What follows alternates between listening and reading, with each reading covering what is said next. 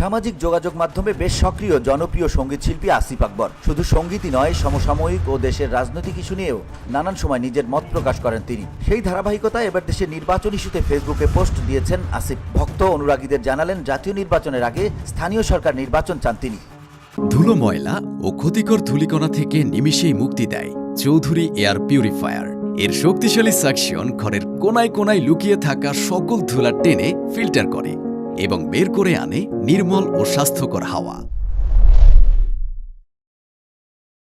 মঙ্গলবার ফেসবুকে আসিফ আকবর লেখেন, জাতীয় নির্বাচনের আগে স্থানীয় সরকার নির্বাচন জরুরি। এতে রাজনৈতিক সংস্কৃতির উন্নতি বোঝা যাবে, মানুষও উপকৃত হবে। আসিফের সেই পোস্টের কমেন্ট বক্সে মিশ্র প্রতিক্রিয়া দেখা গেছে। নেটিজেনদের অনেকেই তার মতের সঙ্গে একাত্মতা পোষণ করেছেন, অনেকে আবার মতের বিরোধিতা করেছেন।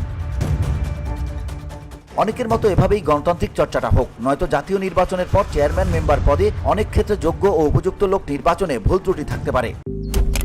মালয়েশিয়ান প্রযুক্তিতে তৈরি অত্যাধুনিক cleaning machine modern vacuum cleaner যে কোনো ধরনের ধুলো ময়লাকে পরিষ্কার করে ঘরকে করে তুলুন চকচকে ও আকর্ষণীয়। Modem, brand of luxury.